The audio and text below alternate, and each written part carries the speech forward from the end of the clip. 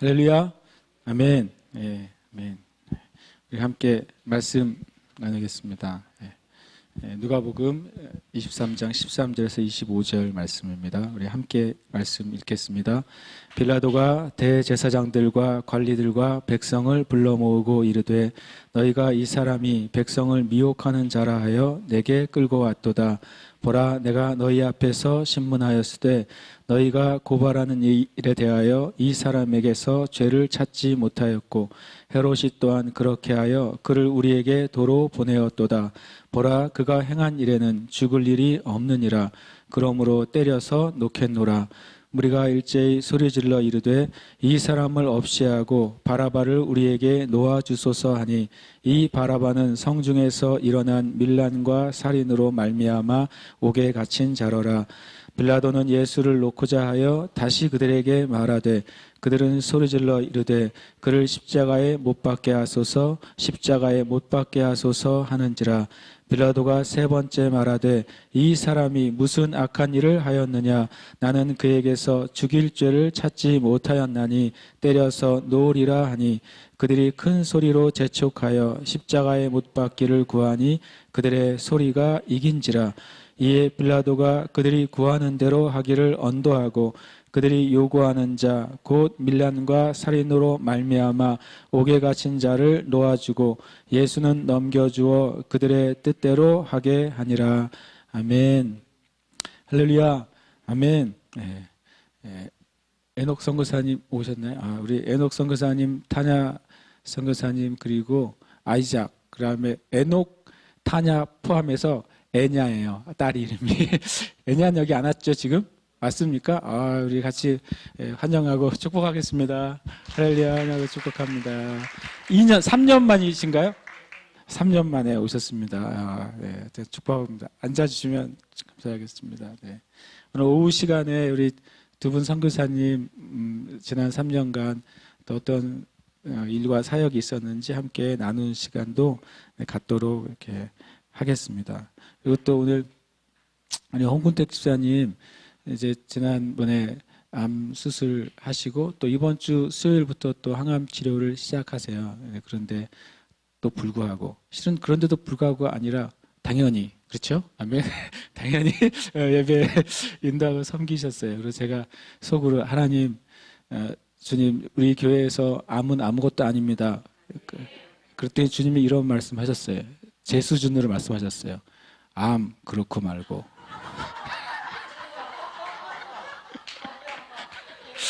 그래서 저의 수준으로 주님이 그래서 우리 여러분 이제부터 우리 교회에선 암은 주님이 치유하십니다. 그러면 뭐라고 말하시면 돼요? 암 그렇고 말고 이러면 됩니다. 굉장히 별로 특별한 코드가 아닌데 웃으시네. 그래서 제가 아까 찬양하다 혼자 웃었어요. 암 그렇고 말고 그래가지고 할렐루야. 제가 지난주에 저희가 추수감사 주일 예배를 특별한 장소에서 또 하나님 드리게 하셨잖아요. 그래서 감사한 일이고 제주 극동방송이 한국의 그 극동방송 중에 되게 중요한 역할을 하고 있는 걸 아시잖아요. 서울의 극동방송이 시작될 때 제주 극동방송이 같이 시작이 됐어요. 신기하게도. 그래서 서울하고 제주가 그 극동방송이 시작한 연한이 같고 또 놀랍게도 그 제주 극동방송이 북방 선교를 할 수 있는 유일한 그 위치예요. 서울에서는 북한으로 또는 러시아로 또 중국으로 예전에는 일본 사할린 이런 쪽으로 방송을 날릴 수가 없어요. 왜냐하면 방해 전파가 중국에서도 오고 북한에서도 옵니다. 그런데 참 감사하게도 제주에서 쏜 그 전파는 하늘 성층권으로 올라갔다가 이렇게 곡사포처럼 북한, 러시아, 중국, 사할린 떨어지기 때문에 방해 전파에 장애를 받지 않고 기독교 방송을 복음 방송을 보낼 수 있는 지역이 놀랍게도 제주도예요. 하나님이 참 하나님의 한 수죠. 그래서 또 이번에 또 FM 방송국이 개국이 되면서 이제는 밤 시간에 여러분 옛날에 93.9죠.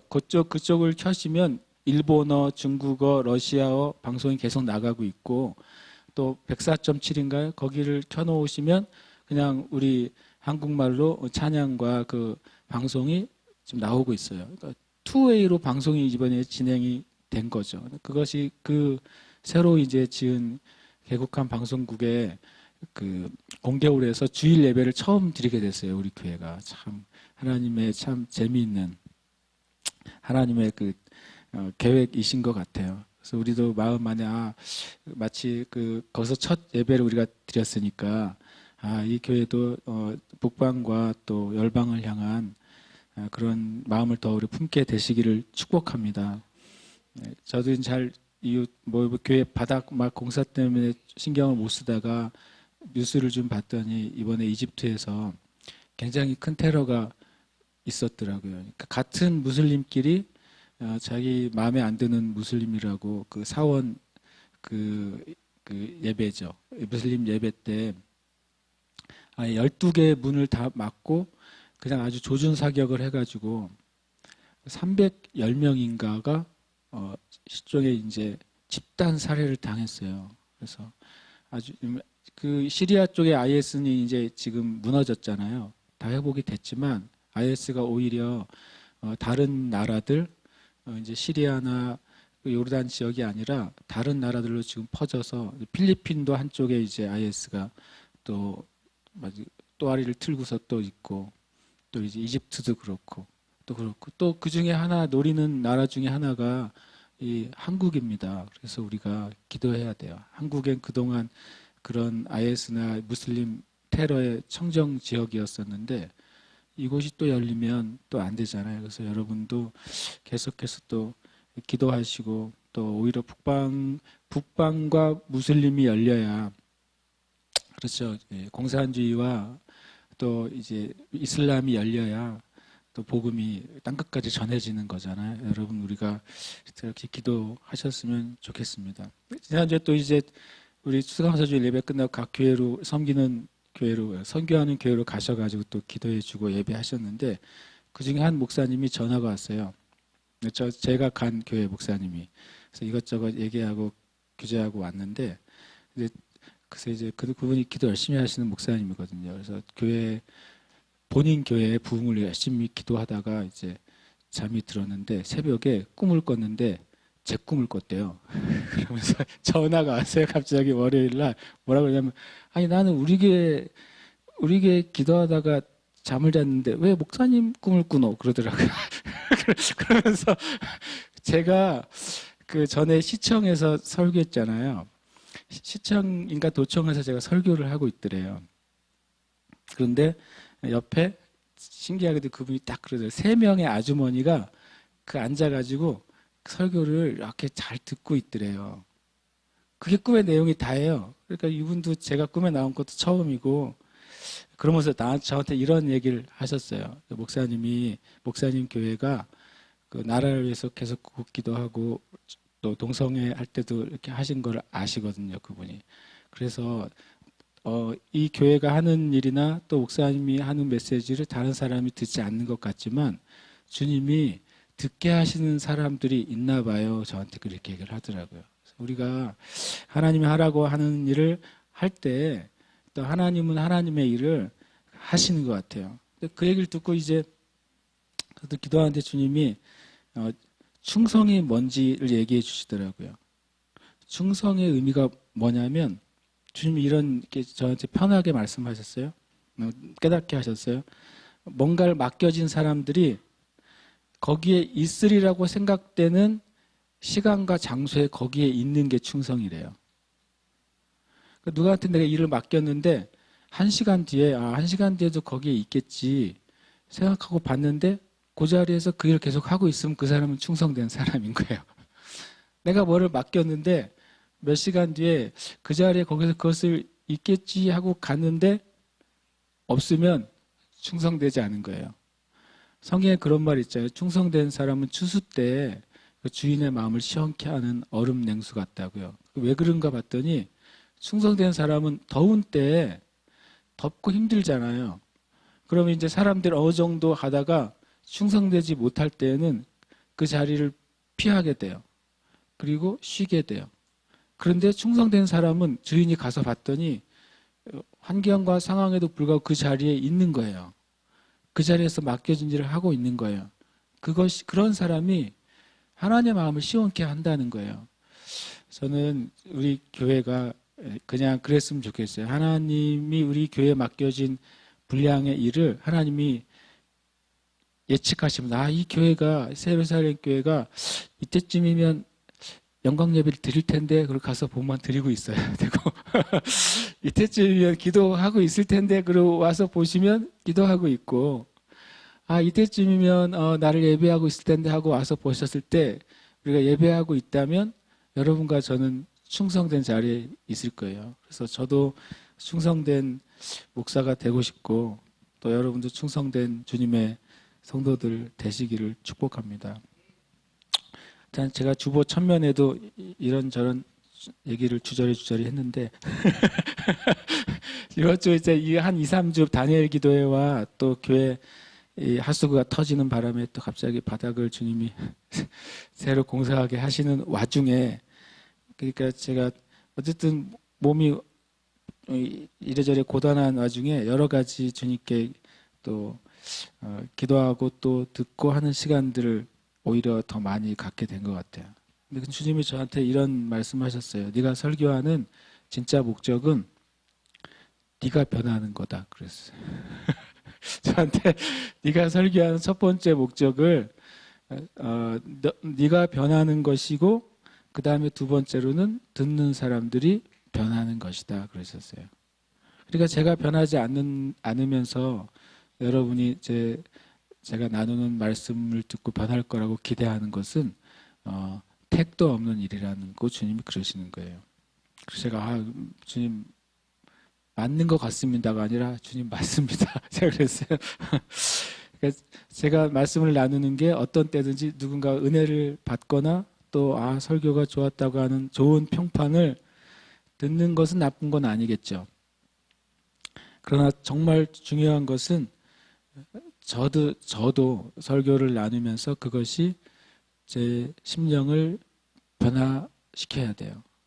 그리고 듣는 이들도 그 설교의 말씀이 들을 때 좋든 나쁘든 그것이 중요한 게 아니라 그 설교에 주님이 전하게 한 설교의 말씀이 듣는 이들의 영 안에서 역사에서 하나님께로 가까이 가게 하는 것, 그것이 우리가 말씀을 듣는 목적이었으면 좋겠습니다. 아멘. 오늘 이 말씀을 제가 읽을 때, 오늘 이 말씀을 누가복음 24장 13절 25절 말씀을 이제 묵상할 때 주님이 한 구절을 떠올리게 하셨어요. 그것이 오늘의 제목이에요. 제목을 읽어볼까요? 시작. 그러나 죄가 더한 곳에 은혜가 더욱 넘쳤나니. 실은 이 말씀은 우리가 잘 아는 말씀이에요. 로마서 5장 20절 21절 말씀 함께 읽겠습니다. 그러나 죄가 더한 곳에 은혜가 더욱 넘쳤나니 이는 죄가 사망 안에서 왕노릇한 것 같이 은혜도 또한 의로 말미암아 왕노릇하여 우리 주 예수 그리스도로 말미암아 영생에 이르게 하려 함이라. 아멘. 왜냐하면 주님이 조금 우리가 누가복음 22장 53절에서 주님이 잡히시기 전에 뭐라고 말씀하시냐면 그러나 이제는 너희 때요 어둠의 권세로다라고 말씀하세요. 잡히시기 전에.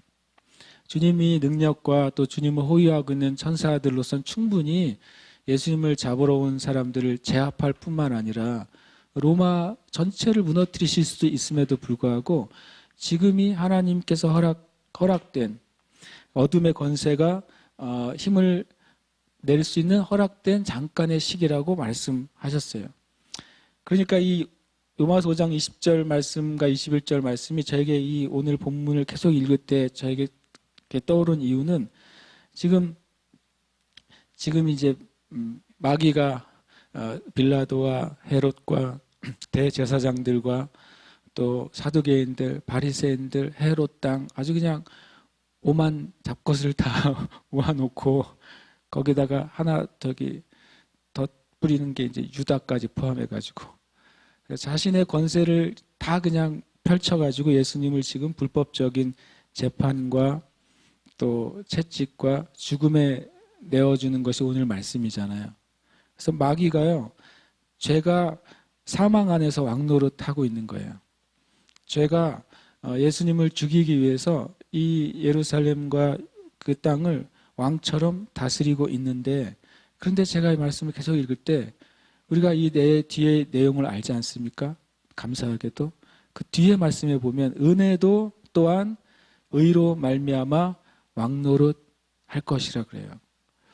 여러분, 우리가 개인적으로나 가정적으로나 교회나 국가적으로도 죄가 왕노릇 하는 것처럼 보이는 때가 있어요. 죄가 더 강하고 어둠이 더 강하고 그리고 실패가 더 강하고 흑암이 더 강한 것 같은 상황과 환경과 시간들이 있어요. 그런데 우리가 하나님을 잊어버리지 않는다면 어떤 일이 벌어지냐면요, 은혜가 의로 말미암아 왕노릇하게 될 것입니다. 그래서 거기에 하나님의 영원한 영생이 나타나게 됩니다. 예수님 앞에서 그 마귀가 사망의 권세로 왕노릇했죠. 그리고 예수님을 죽이게까지 내어줍니다. 그러나 하나님께서 우리를 사랑하신 그 은혜가 더 커가지고 예수님을 다시 살리시고 진짜 예수님이 그 왕 되시는 은혜를 우리가 이제 보는 과정에 있는 것입니다. 여러분, 하나님께서 우리를 구원하시고 의롭게 하신 목적은 그리스도인들이 사망을 이기고 왕노릇하도록 하기 위해서 그래요. 사망은 그냥 목숨이 끊어지는 것만 사망을 말하는 게 아니에요. 우리가 우리의 그 삶에 거룩함을 잃어버리는 것도 사망이에요. 우리의 삶의 용기를 잃어버리는 것도 사망이고, 내 미래의 희망을 잃어버리는 것도 사망이에요. 실패를 경험하는 것도 사망이란 말이죠. 내가 구한 것이 응답되지 않고 좌절되는 것도 사망이에요. 그런데 분명히 우리가 하나님의 은혜 안에 있을 때 그것을 이기고서 왕노릇하는 은혜를 우리가 경험하게 될 것입니다. 그래서 우리는 그렇게 왕노릇하도록 부름받았어요. 여러분, 그렇게 옆에 있는 분에게 한번 얘기할까요? 나는 왕이다. 한 번 더 하십시오. 나는 왕이다. 네. 어렸을 때 불렀던 아주 위대한 찬양 중에 이런 찬양이 있었어요. 왕 나는 왕자다. 하나님 나라의 한 방에 나오시네요. 그 훌륭한 찬양이죠. 생각해보니까 진짜 믿음의 찬양이에요. 그 찬양이 내가 왕자고 공주라는 찬양이잖아요. 그러니까 믿음 안에서 우리가 고백하셔야 돼요. 여러분이 혹시 나의 삶에서 어떤 연약함이나 두려움이나 어둠을 경험할 때라도 우리가 그 예수님 믿는 그 곤조가 있어야 되지 않겠습니까? 나는 뭐예요? 왕인 거죠. 나는 왕입니다. 그리고 우리가 그것을 붙잡으시기를 축복합니다. 주님이 이렇게 매맞고 죽임 당해도 주님은 진짜 왕이셨어요. 그리고 왕이신 것이 증명이 되신 줄 믿습니다. 아멘. 13절에 이제 빌라도가 대제사장들과 갈릴리가 백성을 딱 모읍니다.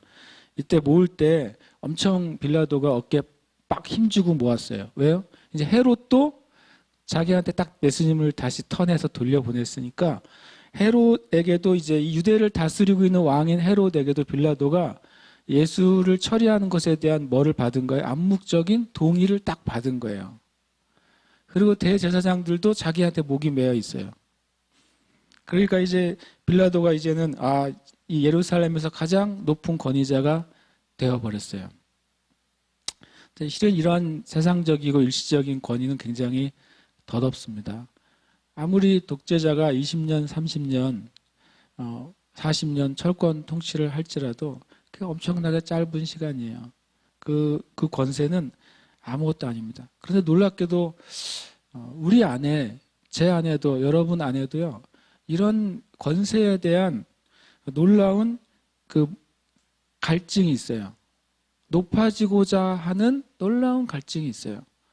우리 안에 세 사람만 모여도 내가 높아지고자 하는 갈증이 우리 안에 있어요. 마치 헤롯도 높아지려고 하고 빌라도도 높아지려고 하고 대제사장들도 높아지려고 하는 것처럼, 그래서 우리 안에 우리가 살펴봐야 돼요. 나는 정말 덧 없는 그 권세를, 그 작은 권세도 내가 갈망하거나 그것을 위해서 살지 않는가 우리가 돌아봐야 돼요. 그런데 이러한 권세는 결국에는 그게 올무가 돼서 자기의 목을 조르게 됩니다. 그래서 하나님이 세우신 권세만 흔들 수 없어요. 하나님이 세우신 권세는 굉장히 나약해 보이는데 결국엔 안 무너져요. 성경에 보면 요셉이 그렇잖아요. 하나님이 세우신 권세자예요. 그런데 굉장히 나약해 보이고 요셉은 자기 정당이 있는 것도 아니고 자기 세력이 있는 것도 아니고 아무것도 없는데도 요셉의 권세가 가장 강력한 권세가 됐단 말입니다. 또 우리가 성경에 보면 그런 권세자들이 있어요. 다니엘이나 느헤미야나 모르드게 같은 사람들은 굉장히 연약한 권세자들처럼 보여요. 아무런 배경이 없어요. 어떤 그를 옹이해주는 사람도 없어요. 그런데 하나님이 세우시니까 놀랍게도 그 당시의 모든 세상 권세자들이 오히려 이들 앞에 무릎을 꿇게 돼요. 우리가 여러분 권세를 추구하십시오. 그런데 이 덧없는 세상 권세 말고 하나님의 이름으로 세워지는 권세를 추구하세요. 그래야 여러분과 제가 정말 다른 사람을 살릴 수가 있어요. 주님이 사람을 살리고 영혼을 살리는 걸 뭐라고 말씀하셨냐면 강도에게 잡혀져 있는 자를 구해내려면 먼저 강도를 어떻게 하라고요? 결박할 힘과 권세가 있어야 된다고 말하는 거죠. 여러분에게 하나님이 부여하시는 권세가 더 부어지시길 축복합니다. 그래서 이제 빌라도가 데리고 와서 자기는 죄를 못 찾았다 그래요. 못 찾았다. 그러면서 15절에 계속 헤롯도 우리에게 돌려보냈다. 그러니까 나도 재판해 보니까 죄가 없고 너희들의 유대 왕인 헤롯도 우리에게 도로 보내었으니 아무리 봐도 예수가 행한 일은 죽을 죄는 아니다. 그래서 때려서 놓겠다. 이렇게 말합니다.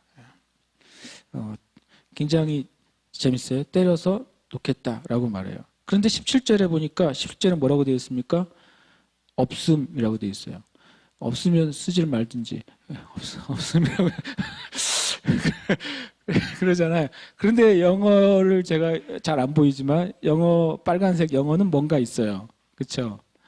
그래서 나눠줄 찾아보면 이런 말이 포함되어 있어요. 명절을 당하면 반드시 한 사람을 놓아주더라. 이게 영어 성경 구절에 있고 많은 원어에도 이 구절이 있는데 평균적으로 이 구절이 없는 사본들이 많기 때문에 한글 성경에는 그것을 없음이라고 성경의 제일 짧은 구절은 없음 구절이에요. 2글자니까. 그래서 이렇게 써 있어요. 그런데 이것이 중요한 것이 빌라도는 이 명절을 당하면 반드시 한 사람을 놓아주게 되는 일종의 법이 아니라 당시의 관습이고 통치자들이 백성들을 수수르고 마음을 자기 편으로 이끄는 수단이었어요. 그러니까 백성들의 마음을 사기 위해서 백성들이 원하는 사람을 한 명을 풀어주는 것이 있었죠. 또 16절에 그러므로 때려서 놓겠노라 라고 말하는데 실은 요한복음에 보면 실제로 빌라도가 예수님을 채찍질하는 데 내주고 예수님이 채찍질을 당하십니다.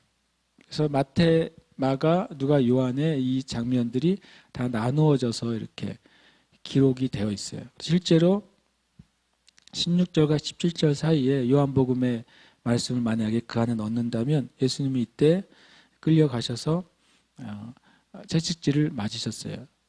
법적으로 39대까지 때릴 수 있어요. 왜 39대까지 때릴 수 있느냐? 이 채찍질이 너무나 악독하기 때문에 39대 이상, 40대 이상 때리면 과다출혈로 죽는 경우가 죄수들이 많이 있었습니다. 심지어 십자가형을 받고 채찍질을 했을 때 십자가까지 가지 못하고 과다출혈로 죽는 죄수들이 빈번하게 발생했어요.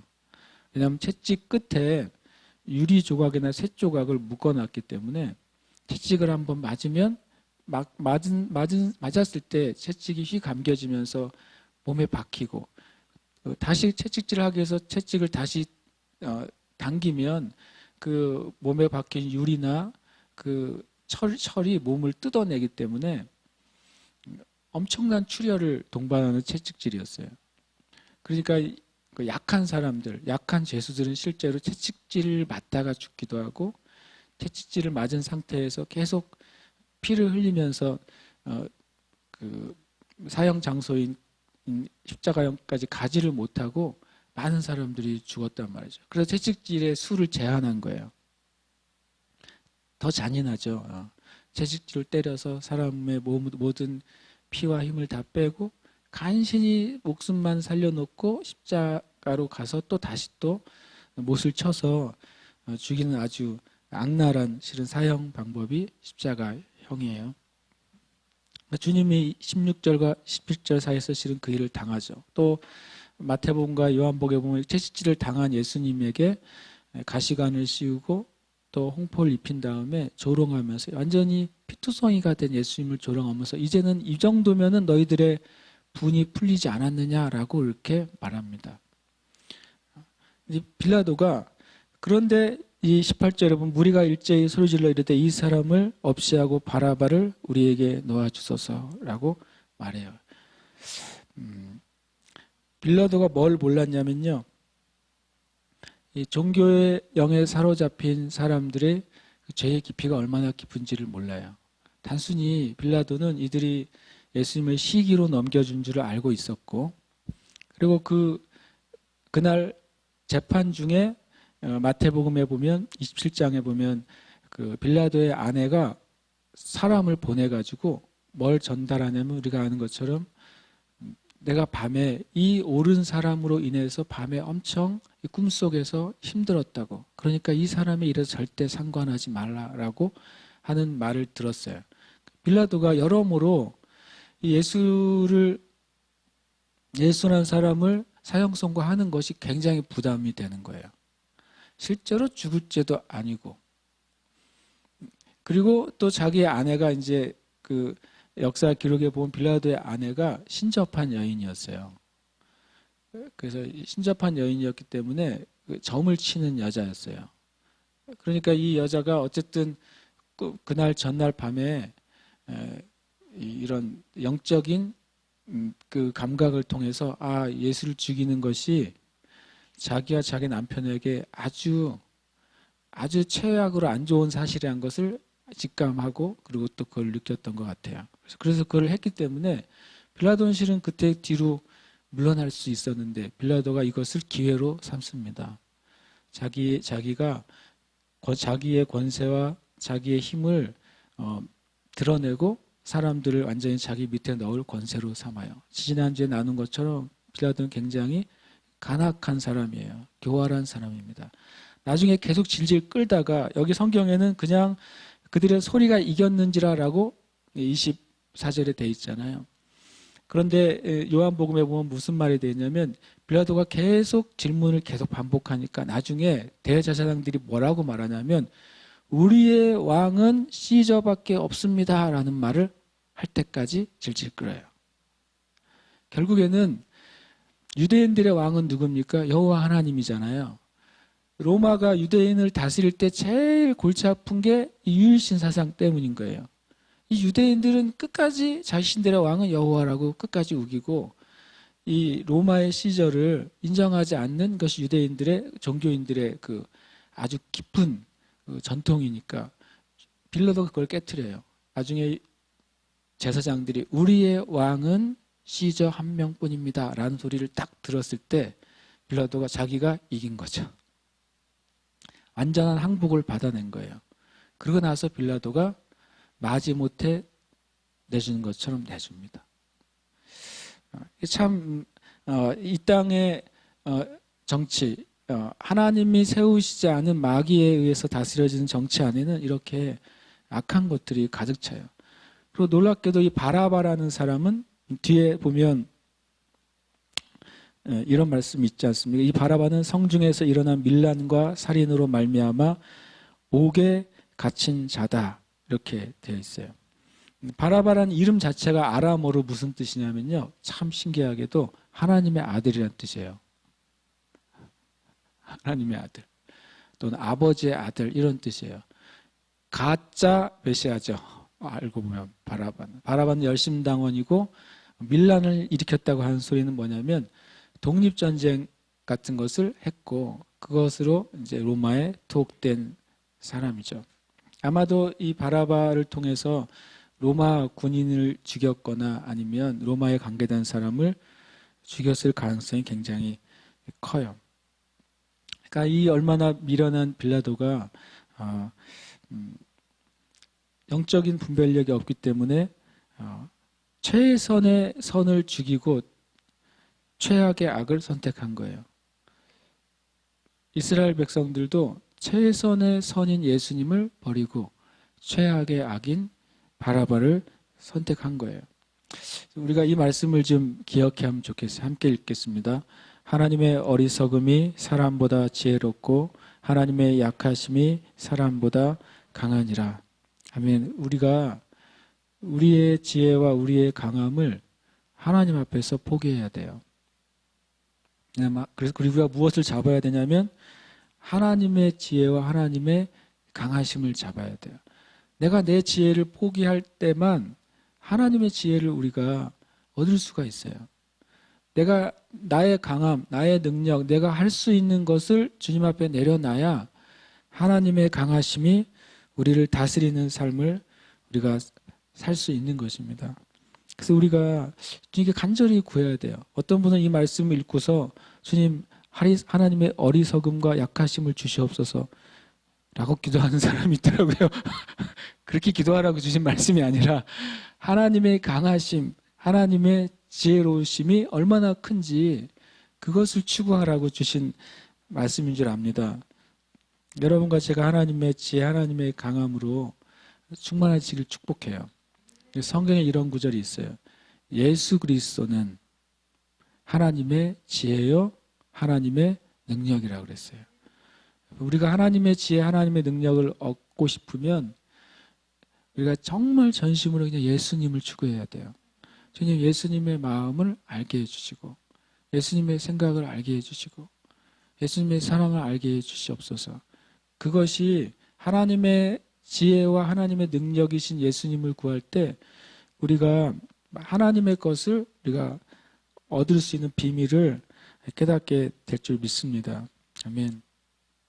20절에 보면 이제 빌라도는 예수를 놓고자 하여 다시 그들에게 말합니다.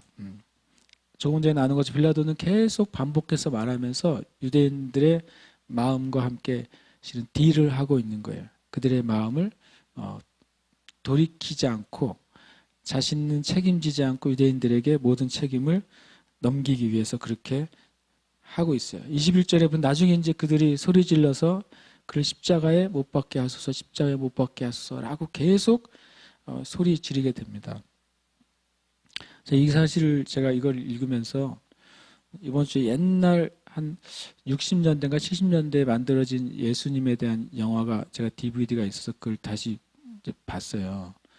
영어 공부도 할 겸 이렇게 봤는데 이 장면을 이렇게 찍어주는데 사람들이 그 로마 그 관청에 매달려 가지고 마치 데모하는 시위대들이 막 그 철벽에 기어 올라서 막 소리 지르잖아요. 또는 또 뭐 데모하는 시위대들이 뭐 경찰차 위에 올라가서 막 철장을 막 흔들면서 소리 지르잖아요. 그렇게 묘사를 해놨더라고요. 막 소리를 지르면서 막 로마 군인의 거기를 경비대를 막 뚫고 들어올 것처럼 막 철장을 막 흔들면서 소리를 질러요. 십자가에 못 박으소서, 못 박으소서 계속 소리를 지르게 해요. 군중들이 막 선동되는 거예요. 우리가 이제 한 가지 중요한 사실을 제가 알았는데요. 어떤 거짓에 의해서 선동된 군중은 자신들이 말하는 주장이 자신과 자신의 자녀까지 그 대가를 치러야 된다는 사실을 몰라요. 진짜 미련한 결정이 뭔지 아세요? 진짜 미련한 결정은 자신들의 후대까지 망하게 하는 결정이에요. 예를 들어서 환경의 문제를 얘기할 때도 환경을 잘 우리가 하나님 앞에서 다스려야 되잖아요. 근데 환경에 대해서 무엇인가 할 때 제일 미련한 결정은 뭐냐면 우리 때는 좋은데 우리 자녀 때는 만약에 망하게 되는 것을 결정하는 것은 미련한 거예요. 영적으로도 마찬가지예요. 여러분과 제가 영적인 어떤 결정을 할 때 제일 미련한 결정은 우리의 자녀 때까지 망하게 되는 결정을 하면 미련한 결정이에요. 반대로 제일 지혜로운 결정은 뭐겠어요? 제일 지혜로운 결정은 나뿐만 아니라 우리의 후손까지도 하나님의 축복 안으로 들어갈 수 있는 결정을 내가 하는 거예요.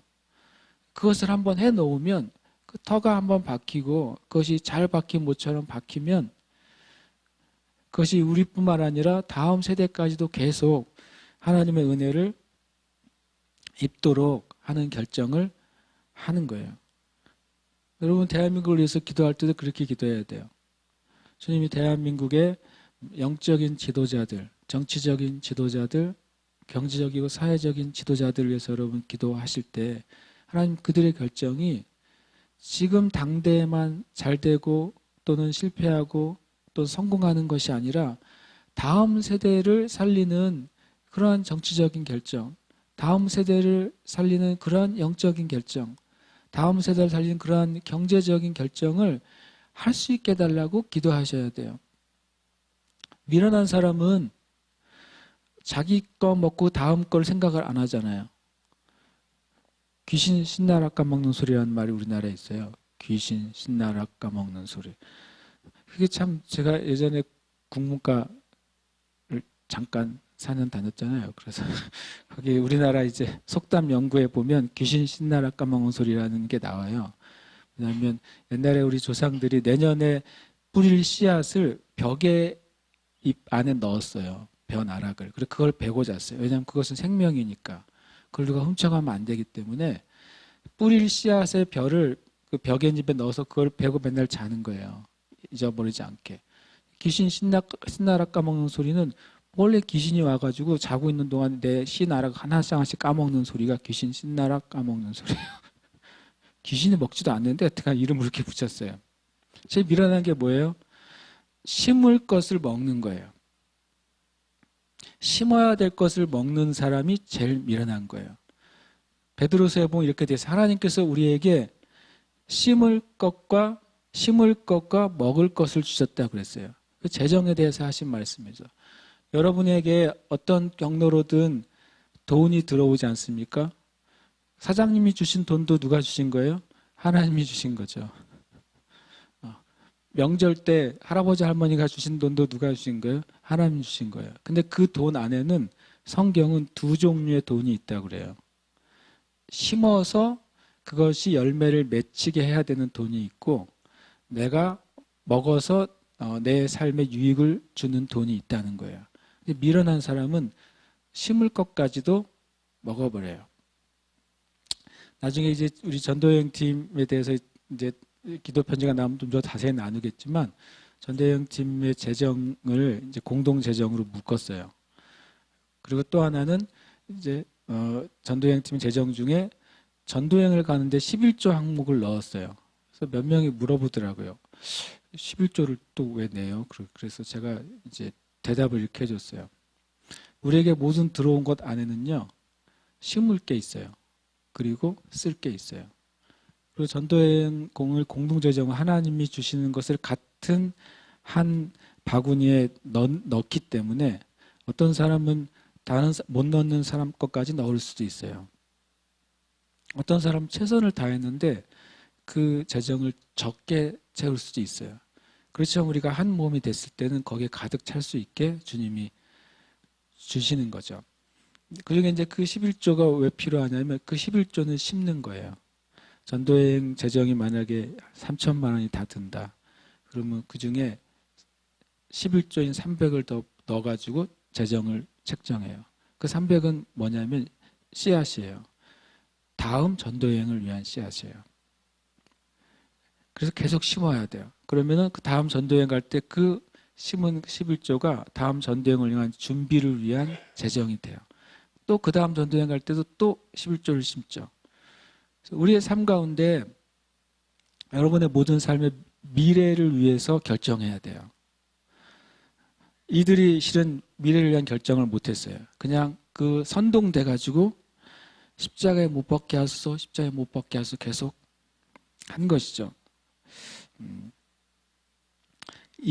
마태복음 27장 24절에 보면은 이제 빌라도가 아무 성과도 없이 도리어 밀란이 나려는 것을 보고 무리 앞에서 손을 씻으면서 자신은 무죄하고 이 죄값을 너희가 받아라 이렇게 말합니다. 그랬더니 이제 유대인들이 그들이 그냥 미련하게도 그 핏값을 우리와 우리의 자손에게 돌리겠다라고 말을 해버려요. 이 미련한 결정이 실제가 돼버려서 유대인들이 망할 때, 이스라엘이 멸망할 때 로마 군인이 예루살렘을 점령해 놓고 3개월 동안 하루에 유대인들을 잡아서 300명씩 십자가에 못 박아 죽였어요. 그게 이제 그것을 증언한 사람들의 글로 기록이 돼 있어요. 우리의 삶 가운데 정말 내가 지금 하는 결정이 단순히 나를 위한 결정이 아니라 나의 후대, 꼭 내 자식이 아니더라도 다음 세대를 위한 영적인 또 경제적인 정치적인 결정을 해야 돼요. 이것은 아주 중요한 우리가 붙잡아야 될 법칙입니다. 22절에서 빌라도가 계속 얘기하다가 23절에 와서는 그들이 큰 소리로 재촉하여 십자가에 못 박기를 구하니 그들의 소리가 이겼다고 말씀하고 있어요. 여러분 우리가 정말 손해보는 삶은 뭐냐면요. 진리가 우리 안에서 이기지 않고 다른 소리가 우리 안에서 이기는 거예요. 다른 사람의 말, 뜬 소문, 뒷담화 이런 것들이 우리 안에서 이겨서 그것을 가지고 무엇인가를 결정하고 이해하는 거예요. 그것은 제일 손해보는 삶이에요. 빌라도가 자기의 정치적인 목적하고 밀란이 나는 것을 막기 위해서 진리이신 예수님을 죽음에 넘겨주잖아요. 우리가 역사적으로 빌라도의 최후가 아주 비참한 자살이라는 것을 말해주고 있어요. 우리의 삶 가운데 성경에 이런 말씀 있잖아요. 선한 데는 지혜로라고요. 악한 데는 미련해야 돼요. 그렇게 할 때 우리의 삶이 진짜 승리하는 삶을 살게 될 것입니다. 아멘. 이제 빌라도가 그들을 구하는 대로 하기로 언도하고 예수님을 넘겨줍니다. 그의 뜻대로 하게 합니다. 그들을 요구하는 자 곧 밀란과 살인으로 말미암아 옥에 갇힌 자를 놓아주고 예수는 넘겨주어 그들의 뜻대로 하게 하니라. 제가 이제 예수님에 대해서 우리가 이제 예수님이 우리를 위해 죽으시고 고통받으시고 또 부활하신 이야기를 계속 누가복음 마지막이니까 듣게 됩니다. 그러면서 그 와중에 한 지난달부터인가요? 예수님에 대해서 다시 더 생각하면서 제가 계속 부르게 되는 찬양이 하나 있어요. 계속 부르게 되는 찬양. 그 찬송가가 이제 488장인데 이 찬양 아십니까? 옛날 가사하고 좀 달라져서 이렇게 부릅니다. 주 나의 반석이시니 그 위에 내가 서리라. 그 위에 내가 서리라. 이게 후렴이에요. 이 찬양을 계속 제가 하게 돼요. 그래서 제가 한영 찬송가를 가지고 있는데 한영 찬송가를 보다가 하는 깜짝 신기한 구절을 발견했어요. 똑같은 후렴인데 우리 찬송가는 주 나의 반석이시니 그 위에 내가 서리라, 그 위에 내가 서리라 이렇게 돼 있어요. 그런데 영어 가사는 이렇게 돼 있어요. On Christ the solid rock I stand, all other ground is sinking sand. All other ground is sinking sand. 뒤에 구절이 한글 찬송가에는 해석이 안 돼 있었어요. 이렇게 되는 거죠. 직역을 하면 위에 두 줄은 우리가 아는 대로예요. 주님 위에 내가 그 굳건한 반석이신 주님 위에 내가 서 있다. 그게 이제 첫 번째 가사. 두 번째는 뭐냐면 all other ground is sinking sand. 뭐냐면 예수님 외에 모든 종류의 반석은, 기초는 다 뭐라고 하냐면 가라앉아가는 모래라는 거예요. 예수님 외의 모든 기초는 그 위에 서 있는 동안에 어떻게 될 것이냐면 계속 가라앉게 될 것이다. 이게 두 번째 구절이더라고요. 한글 성경에서는 그 구절은 번역을 안 했어요. 그래서 이 찬송을 못 부르는데 영어로 불러요. 왜냐하면 이 뒤에 구절 때문에 all other ground. 여러분 아내 된 여러분들의 남편을 믿으십니까? 죄송하지만 sinking sand예요.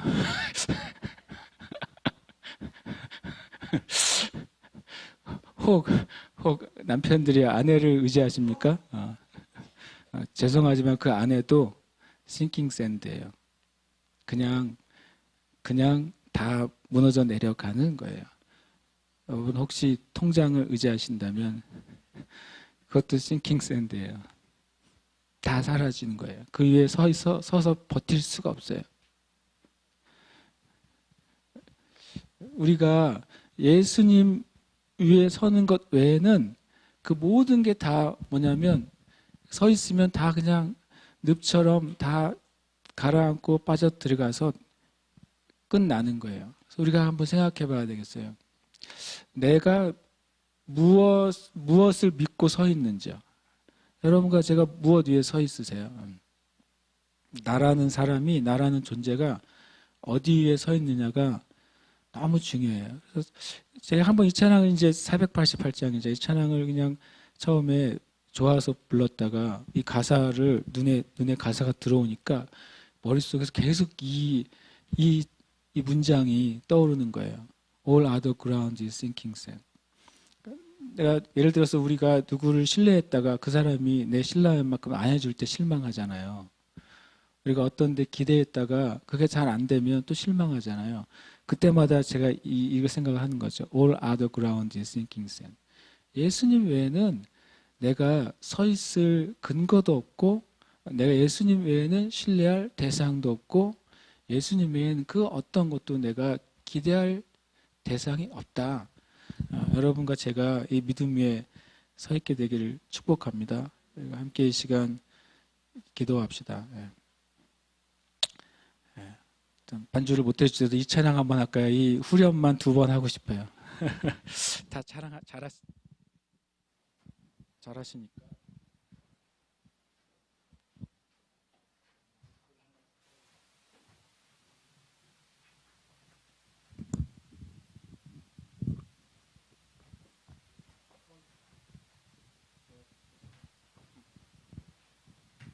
제가 이 마이크를 잠깐 쓰겠습니다. 우리 찬양할까요? 주 나의 반석이시니 그 위에 내가 서리라. 그 위에 내가 서리라. 주 나의 반석이시니 그 위에 내가 서리라. 그 위에 내가 서리라. 우리 다시 한번 기도할 때 예수님이 우리의 고난 받으신 것은 우리의 죄와 허물 때문이라고 말씀하셨어요. 예수님께서 징계 받으신 것은 우리를 치유하시기 위해서 그렇게 하셨다고 말씀하셨어요. 이렇게 십자가에 못 박이신 것은 우리의 영혼을 구원하신 것이 위한 것이라고 말씀하셨어요. 주님이 회당에서 이렇게 선포하셨습니다. 내가 하나님의 영이 나에게 기름 부어지고 내가 모든 사람을 자유케 하기 위해서 왔다고, 그리고 그 말씀이 선포될 때 그 일이 시작되었다고 주님께서 말씀하셨습니다. 그러니까 우리가 주님 앞에 다시 한번 믿음의 고백하기를 원합니다. 주님, 제가 예수님 외에 다른 어떤 것도 신뢰하지 않겠습니다. 예수님 외에 다른 어떤 것도 또한 신뢰하지 않습니다. 주님이 나의 반석이시고 제가 그 위에 서 있으며 두려워하지 않을 것이며 뒤로 물러가지 않을 것이며 좌로나 우로나 치우치지 않을 것이며 오직 주님만을 신뢰하겠습니다. 우리가 주님께 그렇게 함께 기도하십시다. 고백하면서 기도하겠습니다.